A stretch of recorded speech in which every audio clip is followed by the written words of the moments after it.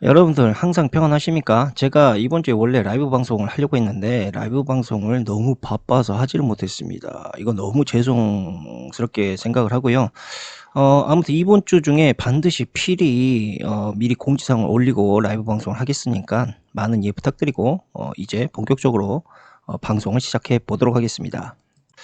자, 아직도 여전히 가상화폐 투자하고 계시는 분들 많을 거라고 저는 보고 있습니다. 제가 예전부터 이 코인의 가치는 투기판으로 사람들을 끌어들이기 위해서 만든 그런 허공의 가치였다라고 늘 방송에서 꾸준히 말씀드렸죠. 그런데도 많은 사람들이 비트코인이 여전히 혁신적인 기술이고 미래 탈중앙화 금융으로 이 반드시 자리매김하게 될 것이다라고 그렇게 말들을 합니다. 하지만 여전히 비트코인은 큰 가치를 가지지 못하고 있고 그럴 만한 이유도 이따가 말씀드리겠지만 어찌 보면 당연지사인 겁니다. 여하튼 그로 인해 화상화폐 시장에서 그간 역대급 빙하 시즌이 찾아오게 되지 않을까라고 우려하시는 분들이 많은데 그 이유 바로 세계에서 두 번째인가 세 번째로 큰 가상화폐 거래소인 FTX 때문이다. 뭐 이렇게 생각하시는 분들이 많은 것 같습니다. 그런데 원래부터 이 바닥이 일론이 말 한마디에 휘청거리는 시장이었고 명확한 정보도 없이 마이클 세일러 같은 자의 예언 비슷한 소설 같은 주장에도 항상 냉탕과 온탕을 오가는 그런 시장이었습니다. 이러한 광기 집단들의 모임소 같은 곳이다 보니 오히려 지금 같은 위기를 기회로 보고 덤벼드는 돈의 눈먼 자들이 생각보다 많이 있을 수 있다. 그러니까 사실 앞으로 코인 시장이 이런 미친놈들에 의해서 어떻게 움직이게 될지는 아무도 모릅니다. 그런데 만약 내 정신세계가 4차원이 아니고 미치지 않았다면, 정신이 나가지 않았다면 지금을 기회로 보고 덤벼드는 것은 매우 위험한 상황이다라고 저는 생각을 하고 있습니다. 만약 이러한 위기의 상황에서도 나는 계속 코인을 투자해야 된다라고 생각하시는 분들이 행여 있다면 저 광기 집단들이 일단 어떻게 움직이고 투자를 하고 있는지 충분히 지켜보신 후에 투자하시기를 바라겠습니다. 물론 그만큼 안정적인 투자가 가능하겠지만 또 그만큼 지루한 장이 연출될 수가 있기 때문에 인내심을 가진 후에 수익을 얻을 수 있게 될 것이다 라고 저는 말씀드리고 싶습니다. 자, 지금 말 많은 FTX 거래소에 대해서 다시 이야기하겠습니다. 이 FTX 거래소는 2019년에 코인계 워렌 버핏이라고 불리웠던 샘 뱅크먼 프리드가 설립한 가상화폐 거래소인데 이 매사추세츠 공과대학을 이 사람은 졸업한 후에 FTX를 바로 설립을 했습니다. 그렇게 돈을 벌었는데 말 그대로 이 사람은 전혀 검증되지 않은 인물 중 하나였죠. 그러나 늘 그렇듯 금융을 손에 송두리째 쥐고 흔드는 이 검은 엘리트 놈들은 원래 세상 물정 모르는 젊은이들을 잘 이용합니다. 과거의 전쟁처럼 말이죠. 이 갑자기 하버드 후보의 명언이 생각이 납니다. 전쟁은 늙은이들이 일으키고 피는 젊은이들이 흘린다. 이처럼 젊은이들의 혈기와 짧은 경험치는 그만큼 경험이 많은 자들의 먹잇감으로 이용되기 쉽다라는 이야기가 일맥상통하는 말입니다. 그리고 뉴스나 미디어에서 저 사람을 코인계 워렌 버핏이라고 자꾸 치켜 세우는 이유도 다 그만한 이유가 있습니다. 그렇게 사람들에게 계속 노출을 시켜주는 것이죠. 진짜 유튜브의 검열이 좀 많이 강화돼가지고 내가 진짜 예전 같았으면 막 쏟아부었을 텐데 진짜 워렌 버핏 소리하고 자빠져 있네. 아니 그래서 워렌 버핏이 돈 찍어서 부자 됐습니까?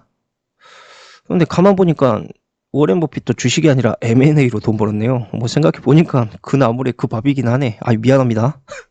아무튼 유명 대학 나오고 키보드 몇 번 두드려가지고 돈 같지도 않은 폐기물이나 쳐 만들어 놓고 여기저기 유명한 사람 이름 갖다 붙이면 끝나는 미꾸라지 같은 인간. 이게 여러분들도 잘 알아둬야 될 점이 미디어를 통해 유명해지거나 이름을 알리는 사기꾼 놈들의 공통적인 방정식이 있습니다. 그것은 꼭 유명한 사람의 이름이나 외모를 그대로 따라한다라는 공통점이 숨어 있고 실제로 쥐뿔도 없는 것들이 빚을 내서라도 있는 척 하려는 연기를 한다라는 것이죠. 그렇게 해야 사람들이 쉽게 그 사람의 겉모습에 현혹되기 때문입니다. 그리고 실제로 한국의 조폭과 연루되었다라는 이상한 소문이 나돌고 있는 짝퉁 애플 기업인 샤오미의 레이진 회장도 과거 짝퉁 스티브라는 별명을 앞세워 회사를 키워왔고 테라노스 창업자인 엘리자베스 홈즈도 스티브 잡스와 비슷한 옷차림으로 사기를 치면서 여자 스티브 잡스라는 예명으로 사람들 사이에서 그 입방아에 오르내리기도 했습니다. 뭐 사실 말이 나온 김에 스티브 잡스 이 사람도 모방의 달인이긴 했습니다. 뭐 소니 제품들을 많이 베꼈죠. 하지만 그래도 적어도 스티브 잡스는 뭐 소니 회장의 뭐 옷차림을 따라한다라든가 그 이미지 메이킹을 이용하지는 않았죠. 그런데 사기꾼들은 항상 유명한 사람들의 어떤 이미지 메이킹을 그대로 채용하고 그것으로 홍보를 한다는 겁니다. 자, 어디 이뿐이겠습니까? 종교에도 있습니다. 종교에도 부처님이라는 강력한 리베이트를 앞세워서 이 시대의 진정한 깨달음을 실천했던 사람이 있습니다. 이 돈이 없는 세상에서 결코 깨달음은 있을 수 없다라는 풀소리를 실천했던 그 인간도 결국 따지고 보면 종교를 이용한 부처님의 배경과 힘을 빌려서 성공을 이룬 케이스 중 하나죠. 이처럼 자기 내면의 가치를 보여주기 힘든 세상, 그리고 그렇게 기다리기 힘든 인내력이 부족한 세상에서 자신들의 이미지를 사람들에게 더 쉽고 강력하게 홍보하기 위해서 이들은 일부러 부풀린 겉모습의 이미지를 사람들에게 보여주고, 반대로 그들의 사생활은 전혀 사람들은 알 수가 없기 때문에 대중들은 단순히 미디어에서 보이는 그 사람의 겉모습을 그의 모든 것이다 라고 쉽게 믿어버리는 논리적 오류에 빠질 수가 있다는 것이죠. 그리고 이런 이미지 메이킹 세뇌는 단순하게 사기꾼들 뿐만 아니라 정치계나 연예인의 그런 유명인사들 사이에서도 사람들의 허점에, 심리적인 허점을 노리기 위해 일부러 감동적이거나 의도적인 사진과 연출을 만들어내는 것이고, 그것은 지금도 여전히 진행형에 있습니다. 굳이 우리가 예를 들자면 대략적으로 이런 것, 이런 것, 이러한 것들이 있습니다. 어떻습니까? 보기만 해도 벌써부터 좀 역겨움이 일어나지 않습니까? 그런데 이렇게 의도적이고 역겨운 사진들이, 또한 이미지들이 생각보다 사람들 사이에서 잘 통하는 이유는, 일단 사람은 무조건적으로 자기 머리로 이해할 수 있는 것들에 대한 것을 모두 정답으로 처리해버리는 뇌의 무의식적 오류의 성향 때문인데, 자꾸 무의식적으로 그 미디어에 노출당하게 되면 자연스럽게 자신도 모르게 그 생각이 자신의 것으로 착각하면서 세뇌당해버리게 된다는 겁니다. 이것을 예를 들자면 과거 월트 만화 만드는 곳 아시죠? 거기에서 매우 빠른 장면, 이상한 사진을 특정 장면에서 인지하지 못할 정도로 빠르게 삽입을 하면서 사람들에게 주입시키는 방법이 있고요. 또한 각종 뮤직비디오 같은 이러한 미디어에서 무의식적인 상징을 사람들 사이에서 계속 주입하는 것도 이와 같은 맥락이다라고 보시면 됩니다. 그러다 보니 대중들이 의외로 무의식적 미디어의 세뇌로 자신들이 인지하지 못하는 그 정보, 그 무의식의 정보 속에서 자신도 모르게 그것이 내가 생각한 것이다, 나의 정보이다라고 착각해 버리게 되는 것이고, 그렇게 자연스럽게 자기 체면에 빠진 사람들은 저런 쓰레기 같은 사진이나 영상을 보고도 곧잘 믿어버리게 된다라는 것입니다. 제가 이렇게 뜬금없이 세뇌에 대한 이야기를 하는 것은, 우리가 보고 있는 금융시장, 그 중에서도 코인 시장이 이와 같은 세뇌 시스템에 매우 특화되었고 또 그렇게 흘러가고 있다는 겁니다. 자꾸 코인 미디어를 사람들에게 노출시키고 코인의 긍정적인 정보와 믿음을 무의식적으로 계속 흘려보내게 됩니다. 그렇게 되면 어느 순간 그 정보는 타인이 제공해준 정보가 아니라 바로 자신의 머리에서 판단하고 내린 정답이다 라고 그렇게 착각을 하게 되고, 최종에는 그 정보가 완전한 자신의 것이다 라고 받아들이고 이해해버린다는 것이죠. 그렇게 된다면 이것은 더 이상 오답이 아니라 그들이 말하는 모든 것들이 정답이라는 결론으로 자기도 모르게 스스로 판단을 내려버리게 된다는 겁니다. 자, 그렇게 계속적으로 미디어에 노출되고 그 미디어의 무의식적인 세뇌를 받은 사람들은 이 난잡한 투기판, 개판에서도 이것이 슬슬 투자로 보이기 시작하고, 코인 애널리스트들이나 큰 손들도 자신들이 뭔 소리 하는지도 모르는 그냥 전문 용어만 그럴싸하게 섞어서 아무렇게나 주절되고 시비를 대는 것도 대중들 스스로가 각자의 의미를 부여하기 시작하고, 그것에 대해서 신뢰하기 시작하고, 최종적으로 정신나간 미친놈이, 그러니까 코인계 워렌 버핏이라는 정신나간 말도 안 되는 이야기를 짓거려도 사람들은 쉽게 그것을 믿고 투자해버린다라는 것이죠. 힘듭니다. 어쨌든 이러한 대중세는 심리를 가장 교묘하고 요긴하게 쓴 인간, 굳이 한 명을 뽑자면 바로 도지코인의 주인인 일론 머스크가 있죠. 이 일론 머스크의 주둥이에 얼마나 많은 사람들이 흔들렸고 또한 돈을 잃었습니까?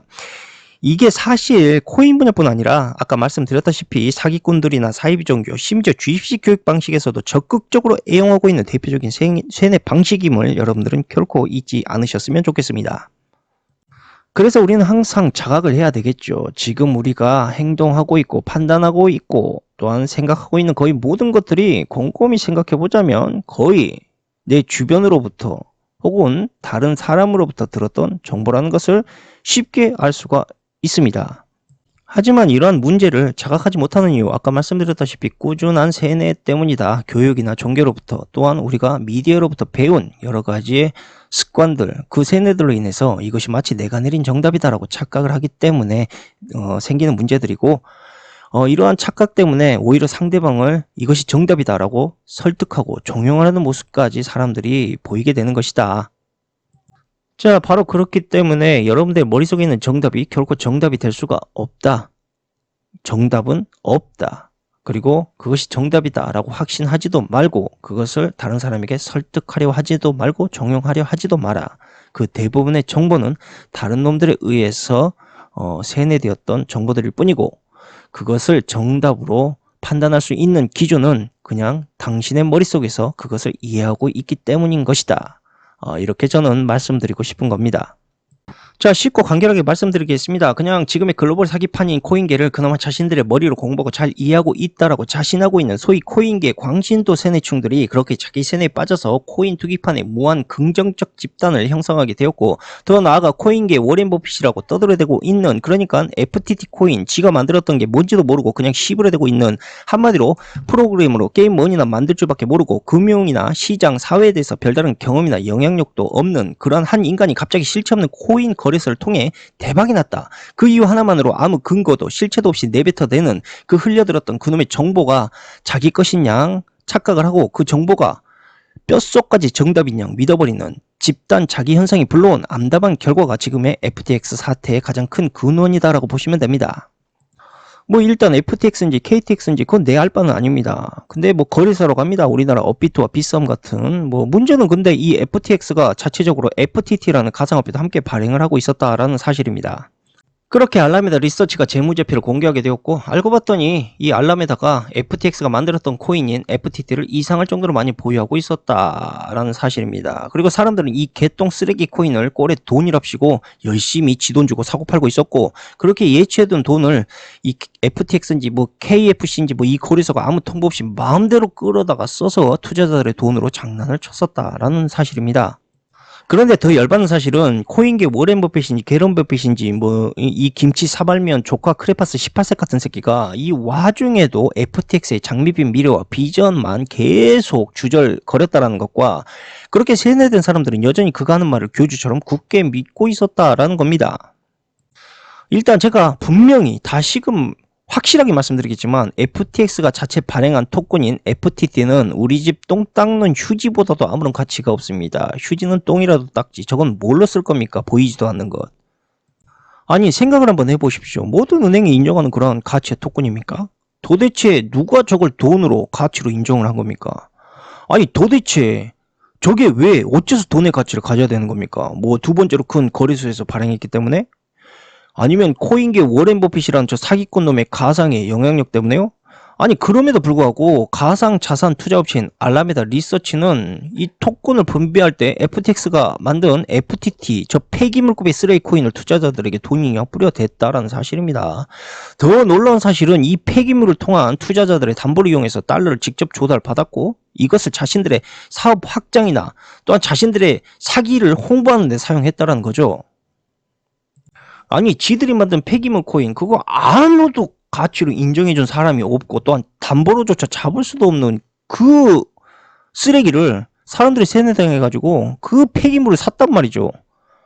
그러니까 투자자들의 돈은 말 그대로 담보로 잡을 수가 있는 실제 가치이기 때문에 저들이 저런 사기를 쳤던 막장 사기극을 그런 식으로 이용해 먹었다라는 겁니다. 더 쉽게 말씀드리겠습니다. 현재 여러분들이 집을 한 채 보유하고 있고 계약 시에 입주자들에게 일단 보증금을 왕창 뜯어냅니다. 당연히 계약이 끝나면 돌려줘야 될 돈이고 그 돈은 다른 용도로 사용되어져서는 안 되는 돈이겠죠. 그런데 저 양아치 새끼들은 그 돈을 지들 배불리는데 마음대로 썼고 그렇게 보증금이 모두 떨어지자 돈 없다, 배짜라, BGR 그렇게 하고 있다라는 겁니다. 아니 어떻습니까? 이게 무슨 코인계 워렌 버핏이고 무슨 혁신의 아이콘입니까? 아니 그러고 보니까 돈 버는 방식은 얼추 비슷하긴 합니다. 자꾸 죄송합니다. 예. 그리고 바이낸스는 이 FTT 코인이 완전 폐기물급 가치가 제로에 가까운 돈이다라는 것을 파악하기 시작했고 그것을 공개 시장에서 매도하기 시작합니다. 그렇게 가격은 폭락하기 시작했고 이 당시에 알라메다의 FTT의 잠재적 유동성 문제가 불거지기 시작했다라는 겁니다. 그러니까 이미 투자자들이 재무제표를 보는 순간 이미 늦은 것이다. 이미 쓰레기가 될 대로 됐고 바이낸스는 미리 그것을 알고 움직였다. 뭐 이렇게 볼 수가 있는 거죠. 자, 이것은 솔직히 FTX와 알라메다 리서치의 생태계 부실함에 대한 정보의 부족. 그러니까 투자자들은 아무것도 모르고 자기 세뇌에 빠져서 그들의 헛소리에만 허우적댔던 그러한 판단 미스에 대한 문제들이 여기저기 드러나기 시작했다라는 거죠. 적어도 여러분들이 코인을 투자한다라고 자신있게 자부를 하시려면 보시는 것처럼 FTX와 알라메다 리서치의 저런 불투명한 거래관계에 대한 정보 또한 흐름을 의심해야 된다. 그리고 자체 자금을 운영하는 이들의 재무적인 불투명성의 큰 문제를 반드시 짚고 넘어가고 그 다음에 투자를 해야 된다라는 것이 정석인데, 자, 솔직히 그들이 은밀하고 불투명한 저런 비밀 거래관계들 우리 같은 일반인들이 어떻게 알겠습니까? 쉽게 말해서 FTX와 알라메다의 관계는 그냥 빙산의 일각입니다. 코인과 거래소 대부분이 이렇게 불편하고 은밀한 관계로 모두 엮여 있습니다. 여러분들 그 관계를 어떻게 다 알고 투자를 할 겁니까? 이뿐이겠습니까? 이렇게 벌어들인 돈으로 정치자금 로비로 들어가는 것은 기본이고, 심지어 은행을 통해서 여러분들 개인정보도 판매하고 사고팔고 하고 있습니다. 이런 범죄자 같은 새끼들. 그런데도 왜 코인 시장은 규제되고 있지 않느냐? 그것은 뭐 저러한 돈들이 열심히 은밀한 곳에 수혈되고 있기 때문이다. 익명성 얼마나 좋습니까? 자기들이 자신 있게 말하지 않습니까? 익명성에 대한. 근데 그 익명성을 우리 같은 개인이 볼 수 있습니까? 쥐들만 볼 수 있지. 이렇게 지저분하면서 썩은 냄새가 풀풀 풍기는 코인 시장에서 한 방에 훅 사라져버리는 아무 실체 없는 코인들을 가지고 저들이 장난을 치고 있는데, FTX 사태 같은 경우는 그리 놀라울 일도 아닙니다. 여러분들 앞으로도 계속 생기고 영원히 생길 거예요. 그 바닥이 있는 한. 그런데 이런 위험성을 전혀 예측할 수도 없는 시장에서 단순하게 코인 뉴스의 정보만 믿고 혹은 유튜버들의 개인적인 생각과 차트 분석만으로 내 돈을 베팅을 한다? 한마디로 그냥 지랄이 옆차기 쌉차기 돌려차기하고 자빠졌다라고 저는 말씀드리고 싶은 겁니다. 그것을 방송 코인 방송을 하고 있는 지조차도 어떻게 흘러갈지 몰라요. 그건 여러분들하고 똑같습니다. 만약에 여러분들이 그 방송을 통해서 수익을 얻었다 칩시다. 그럼 그 사람이 정말 유능해서 분석이 뛰어나서 그것을 맞힌 게 아니라 주사위가 6이 나온 거예요. 배팅을 던졌는데. 그런데 그 다음에도 계속 6이 나올 수 있겠습니까? 결국 자주 하면 할수록 여러분들은 제로섬 게임에 빠져든 것이고 돈을 다 털릴 수밖에 없어요. 그걸 예측하는 공식이나 방법 전혀 없습니다. 그걸 그렇게 생각하는 사람들 꽤 많은 것 같은데, 그런 게 있다면 지 혼자 해먹고 살지 뭐하러 다른 사람들한테 방송을 해서까지 그 좋은 걸 알려줍니까? 말이 안 되는 거지. 그렇다면 FTX에 투자금으로 날린 사람들 투자금에 해서 가능할까? 뭐 이거는 뭐 저 말고도 많은 사람들이 이야기했을 거라고 생각해서 길게 이야기하지는 않겠습니다. 그냥 한마디로 이건 못 받습니다. 받을 수가 없는 거예요. 자, 지금도 FTX가 갚아야 될 돈은 최대 500억 달러입니다. 그러니까 우리나라 돈으로 66조 원 정도가 되는 금액이죠.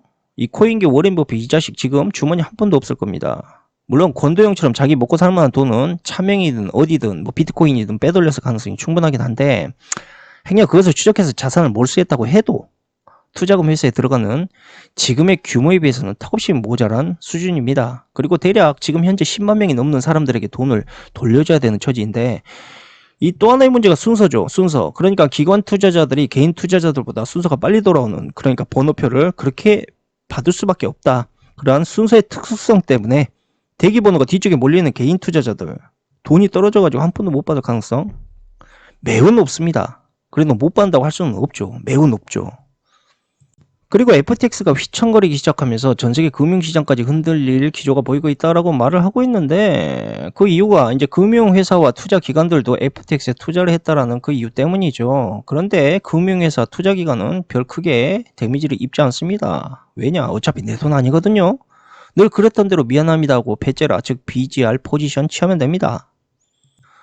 자, 그렇게 루나 폭락 사태가 얼마 지나지 않은 상황에서 FTX 파산 사태까지 생기면서 분명 많은 투자자들의 신뢰를 잃어버리게 될 가능성 충분히 있습니다. 피할 수 없을 거죠. 하지만 언제나 그랬듯 광기충들이 또다시 몰리게 되고 저점에 처하게 되면 다시 그 코인들을 사모으는 데 혈안이 돼 있을 겁니다. 왜냐? 철저하게 세뇌당했거든.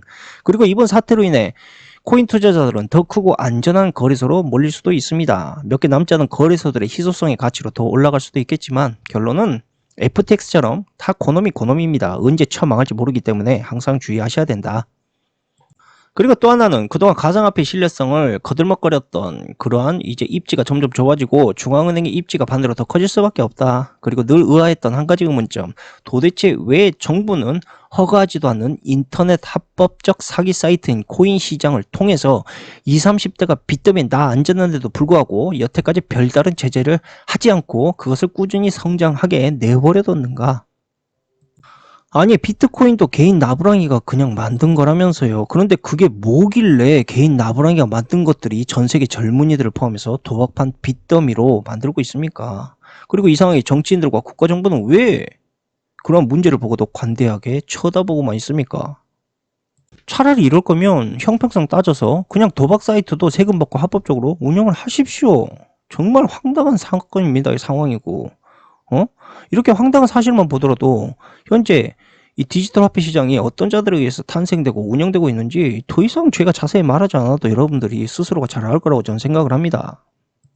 자, 지금 보시는 화면을 잘 보시기 바랍니다. 이 화면이 세계 최대 코인 펀드 회사인 그레이스케일이 매입한 종목들입니다. 아주 개판 5분 전으로 떡락해져 갔던 것을 볼 수가 있습니다. 하지만 아무 상관없습니다. 그곳에 그 힘을 빌려 투자한 투자자들만 엿댄 것일 뿐 기관들은 투자자들의 수수료를 받는데 아무런 문제가 없습니다. 참으로 병신 같은 투자 시스템이죠.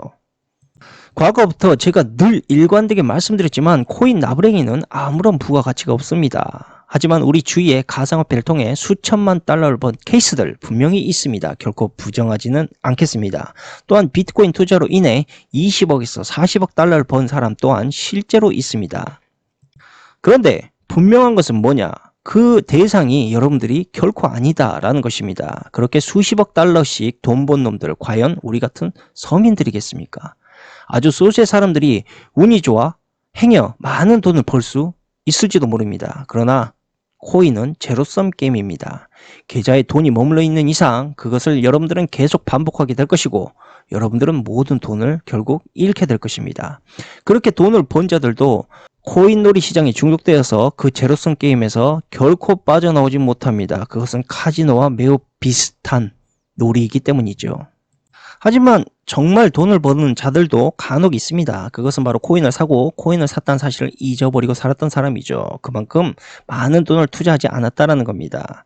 그리고 그 한 번의 수익에서 손을 뗀 자들이 돈을 번 것이고 계속적으로 또다시 투자했던 자들은 모두 돈을 잃었을 겁니다.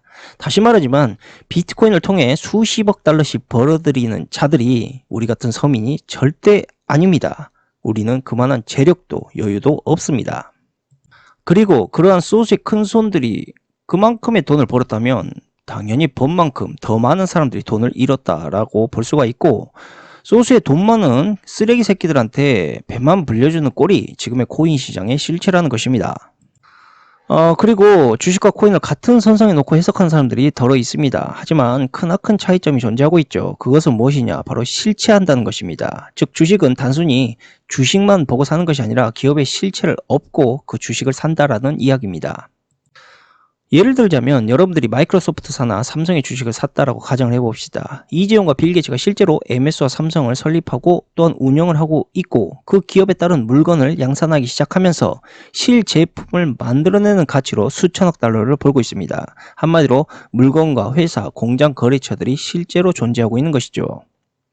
단순하게 말씀드리자면 경제 참여에서 가치 있는 제품을 제공하는 것을 실제로 저 기업들은 만들어내고 있다는 것입니다. 그러다 보니 그 누구도 이 기업이 돈을 버는 것에 대해서 의심을 제기하지 않습니다. 반면 지금의 코인들 어떻습니까? 아무런 경제적 실물 가치를 창조하고 있지 않습니다. 그냥 사다리 게임 혹은 홀짝 게임처럼 도박의 한 종류에 가까울 정도입니다. 이것은 누군가가 코인을 통해 돈을 잃었고 반대로 벌기만 하는 그냥 역에서 끝입니다. 그것뿐입니다. 그렇게 거래한다고 반도체가 생산되거나 선박에 건조되는 것 또한 아닙니다. 그저 카지노의 블랙잭처럼 단순히 돈을 주고 받으면서 수익에 의해 움직일 뿐 그것이 기업처럼 실제로 존재하거나 또한 보상받거나 움직일 수 있는 아무런 실물적 기반이 없다는 겁니다.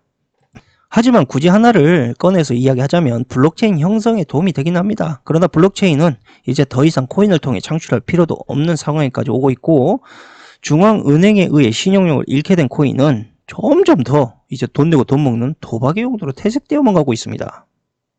그런데 이게 말이죠. 정말 그러니까 코인러들이 말하듯 그 가치의 비전이 있었다면 이미 지금쯤 비트코인은 사회적 가치의 창출을 만들어내고 있었을 겁니다. 그리고 지금의 코인의 가격을 떠나서 일단 얼마인지를 떠나서 사회적 가치와 연동되어서 이것이 실물 경제와 또다시 연동되는 가치로 전환되어야 됐을 겁니다. 그런데 애석하게도 기업의 가치에 기반을 두고 있는 주식과는 달리 코인은 아직까지도 오직 투자금에 의해서만 움직이고 있습니다. 그리고 실망 매물에 의해서 언제든 그 가치가 쉽게 붕괴되어 버리는 구조로 되어 있다는 거죠. 어디 이것뿐이겠습니까? 워낙 돈으로 좌지우지되는 그러한 시장이다 보니까 세력의 주작질이 너무나 쉽습니다. 또한 그러한 특수성으로 인해서 대상의 한 코인이 갑자기 급락을 하거나 행여 사라져버리기까지 합니다. 그리고 무엇보다 돈의 힘과 권력이 좌지우지되는 정치계와 금융계의 또 다른 후원과 투자금으로 이 코인계가 흡수되어 가고 있는 또한 그러한 은밀한 특수성으로 인해서 여전히 규제받지 않고 이것이 성장되고 있고, 저는 이러한 코인의 애매모호한 특수성을 제2의 뇌물게이트 사건이다라고 불리우고 싶을 정도입니다. 그런데 이딴 걸 금과 비교하더니요, 감히. 지금의 금은 어떻습니까? 가격부터 매우 안정적입니다. 더군다나 실물 가치에서도 매우 중요할 뿐 아니라 실제로 필수적으로 쓰이는 한정된 자원이다 보니 돈이라는 가치 명백히 가지고 있습니다. 그리고 모두가 인정하고 있습니다. 이건 부인할 수가 없는 거죠. 그런데도 불구하고 비트코인을 법정화폐로 지정을 했던 나라, 그러니까 엘살바도르 같은 정신나간 국가가 탄생이 되었던 이유는 딱 한 가지입니다. 그걸로 인해서 법정화폐를 만들려고 했던 게 아니라 바로 돈을 은닉할 수 있는 수단으로 사용하기 위해서였죠. 실제로 엘살바도르 같은 경우는 비트코인 법정화폐 제도가 도입된 이후 자신들의 썩을 대로 썩은 부패 정치와 맞물려서 타국의 거부들의 자산 도피처로 사랑을 받고 있습니다. 하지만 코인은 자산의 은닉과 대중들의 착취 이후에도 가장 큰 한 가지의 이유 때문에 방치를 하고 있습니다. 그것은 바로 현재 시중에 풀려버린 엄청난 돈의 버블을 그동안 코인 시장이 블랙홀처럼 빨아들였던 것이고, 벌써 폭발했어야 될 경제버블의 시장을 이들이 잠재우고 있었다는 것이죠. 그러니까 지금의 경제버블의 충격을 금융기업들 대신 저 코인 시장이 짊어지고 있었다라는 겁니다. 여러분들은 아직도 순진하게 음지 혹은 양지의 불법적인 진실에 대해서 시시비비를 가리고 있을지는 모르겠습니다. 그러나 사실 그것은 지금의 소수의 권력자들한테 그리 중요한 문제가 되지 못합니다. 여러분들은 그들 자신들의 이익을 위해서라면 전쟁도 불사하지 않는 자들이라는 것을 아주 쉽게 망각해버립니다. 그리고 이것은 지금의 코인 시장 역시도 매우 비슷한 맥락으로 흘러가고 있습니다. 그들은 코인의 불법적 시스템을 필요악이다라고 판단을 하고 있는 것이고, 이것은 소수를 위해 다수가 희생되어야 한다라는, 즉 얼마가 죽던 혹은 무너지던 무엇이 더 이익인지를 냉혹히 판단하는 사이코패스적인 사상을 가진 자들이 만든 문화가 지금의 코인 시장이다라고 보시면 됩니다. 그 증거들은 지금도 심심치 않게 속속들이 튀어나오고 있습니다. 실제로 연준 의장이 FOMC에서 했던 말을 그대로 되뇌어보자면, 코인은 그저 소수의 부자들이 재미를 위해 탄생한 돈일 뿐이고 그들과 협력했던 코인을 창조한 창시자들의 배만 불릴 뿐이며 온전히 가진 자들의 배만 불리우는 데 사용하고 있다라고 말을 했습니다. 이 말은 마치 연준이 지금의 코인 시장을 비판하는 듯이 그렇게 들리실 수도 있겠지만 오히려 그 반대의 경우입니다. 이 같은 탈중앙화폐 문제를 더 강력하게 피력해서 이제는 중앙은행이 통제하는 진정한 중앙화폐로 만들어야 된다라는 의도를 내비친 것이고, 그들이 의도하는 계획의 상황이기도 합니다. 코인의 창시자이자 신봉자인 저스틴 성 같은 경우만 보더라도 코인의 신뢰성에 큰 의문을 갖게 됩니다. 왜냐하면 그는 지금까지의 말과는 다르게 비트코인 자산 총액의 3% 미만을 가지고 있을 뿐이기 때문입니다. 솔직히 그동안 그의 의지와 말대로라면 그는 거의 모든 자산을 그가 확신했던 그대로 코인에 집중 투자를 해야 됐을 테지만 전혀 그러지 않고 있었고, 불과 사태가 터지기 며칠 전까지만 해도 코인 시장에 무한 긍정을 내비치던 바이낸스의 대표인 자오 창평도 FTX 사태 이후로 갑자기 투자하지 말라면서 태세를 급전하고 있습니다.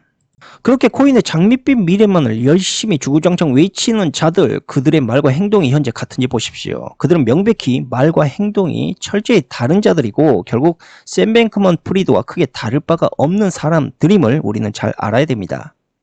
일단 코인을 찍어내는 자들이 하는 행위는 늘 똑같습니다. 코인을 오픈소스를 이용해서 찍어내고 상장시키고 코인계 워렌 버핏이네 스티브 잡이네 뭐네 하고 그런 사람들을 앞세워서 아가리를 털고 그동안 자기 세뇌에 빠져있던 투자자들은 그 소리를 듣고 무한신뢰에 빠져서 가격을 인위적으로 또 올리고 때가 되면 다시 털고 또다시 테라코인 원도 모자라 2 같은 폐기물을 또 만들어서 찍어내고 또 아가리 털면 세뇌돼서 또 사주고 이 짓을 무한 반복하면서 자신들이 만든 가짜 폐기물 코인을 투자자들이 진짜 돈으로 바꿔치기 하고 그 돈을 담보로 자신들의 사업을 확장하는 거머리 같은 사기질을 해온 것이죠. 아주 주접들 싸고 자빠져 있습니다, 진짜. 자, 우리가 얼마나 세뇌가 되어 있는 것인지 다시금 보여드리겠습니다. 지금 돌덩이 그림이 보이십니까? 이게 NFT라고 15억에 팔렸습니다. 진짜 미친 거 아닙니까? 도대체 얼마나 세뇌되고 미쳐 돌아가야 저게 돈으로 보이는 겁니까? 제가 그림판으로 대충 그려드릴 테니 15억에 사실 겁니까? 이제 그만 저들의 놀이에서 벗어나십시오. 눈을 뜨시라는 겁니다. 자, 방송은 여기서 마치도록 하고 끝으로 무엇보다 우리가 코인 시장을 의심해야 될 가장 큰 이유는 따로 있습니다. 그것은 현재 전 세계에 펼쳐져 있는 수많은 인기 거래소들 그 대부분이 중국계 업체라는 사실이죠. 바이낸스도 그렇고 유튜브 코인충들이 가장 많이 본다라는 바이비트도 그렇고 그 밖에 비트겟, 굿코인, MEXC, 비트다오, 후오비 등등이 모두 중국계 거래소들입니다. 그런데 진짜 문제는 여기서부터 시작이 되죠. 지금 그 중국계 거래소들이 유튜버를 상대로 광고 리베이터를 걸면서 대중들에게 이러한 코인을 권유하고 있다는 사실입니다.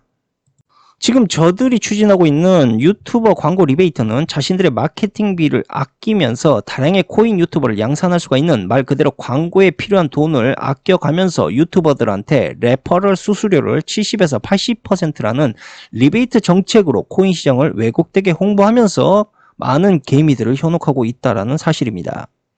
그렇게 아무것도 모르는 개미들은 또다시 유튜브를 통해 거대한 도박판으로 이끌리게 되고 그들의 돈을 받고 움직이고 있는 몇몇의 코인 유튜버 패기충들로 인해 그렇게 입문한 개미들은 막대한 손실을 지금도 얻고 있습니다. 자, 오늘 방송했던 코인을 다시금 정리하자면 첫 번째로 부가가치가 없다. 두 번째로 일자리 창출이 거의 없고 혁신 따위도 없고 사회에 기부되거나 실물 가치가 창출되는 것 또한 거의 없다. 세 번째로 그럼에도 불구하고 순이익이 혁신적으로 추구하는 기업이나 생명을 살리는 신용이라도 하면서 약을 만드는 제약회사보다 훨씬 높다. 어떻습니까? 이래도 이상하게 유지가 되고 있는 것이 정말 신기하지 않습니까? 일단 우리가 표면적인 정보로 봤을 때 지금의 코인 시장을 유지하고 가격을 인위적으로 급등시켰던 원흉은 중국인들이 맞습니다. 말 그대로 중국인들은 2010년부터 중국과 한국에 엄청난 코인 열풍을 불러왔고 우지한의 비트맨을 중심으로 그 채굴량이 엄청나게 성장을 했습니다. 그렇게 전 세계인들의 돈을 열심히 중국계 기업이 빨아가고 있었던 것 또한 사실인데 아이러니한 점은 그들의 본사가 대부분 조세 도피처에 있었다는 사실과 그들의 최대 주주가 익명의 유럽계와 미국계 출신이었다라는 점입니다. 가만 그러고 보니까 비트코인을 최초로 출몰했던 국가가 미국이었고 비트코인의 결제 시스템을 적극적으로 도입했던 국가는 영국이었습니다. 아메로아페가 갑자기 떠오르는 것은 우연일까요? 아메로아페 역시도 과거의 소문이 매우 무성했죠. 그러니까 미국이 중국의 달러와 채권을 유지하기 위해서 그들의 새로운 화폐를 중국과 공동으로 운영할 것이다라는 소문들이 무성히 돌았습니다. 다시금 곰곰이 생각을 해보니까 아메로는 지금의 비트코인과 매우 흡사하다라는 생각이 듭니다. 어쨌든 그러한 의심이 새록새록 들기 시작한다라는 거죠. 자, 아무튼 상상의 날은 여기까지 펼치기로 하고 한 가지 우리가 부인할 수 없는 사실, 확실한 사실, 그것은 바로 비트코인은 미국이나 유대인들이 창조를 했습니다. 그리고 그들이 만든 코인 시장을 중국인들이 현재 싹쓸이하고 있다라는 사실이고 그들의 기업의 최대 주주가 중국계 인물이 아니다라는 사실입니다. 극히 현실적으로 봤을 때도 지금의 코인 시장은 여러모로 아직까지 그들에게 쓸만합니다. 그들이 만든 다량의 화폐를 걷어야 될 기능을 가지고 있고요. 지금까지도 경제버블의 핑계를 그들이 운영하고 있는 은행이 아닌 코인 시장을 통해서 언제든지 책임을 회피할 수 있는, 즉 면책할 수 있는 상황을 만들 수가 있고 설령 그 모든 책임을 코인 시장이 짊어지고 무너지게 됐다고 한들 자연스럽게 중앙은행의 힘은 더 커지고 그 규제를 통해 정부가 코인 시장을 떠맡기만 한다면 더 좋은 상황이 올 수도 있기 때문입니다. 그렇게 미국에서 만들었던 디지털 코인이라는 아편을 또다시 들여마시게 된 중국이죠. 이것이 결국 아메로인가 비트코인인가는 여전히 알 수는 없습니다. 그러나 장기적인 관점으로 보았을 때 이러한 미국의 대대적인 코인 규제 방침은 결국 중국의 경제를 압박하는 효과적인 무기로 돌변할 가능성이 높다. 그래서 지금의 시진핑은 자꾸 중국에서 활성화되고 있는 코인들을 규제하고 막으려 하는 그러한 이유도 여기에 포함되어 있는 겁니다.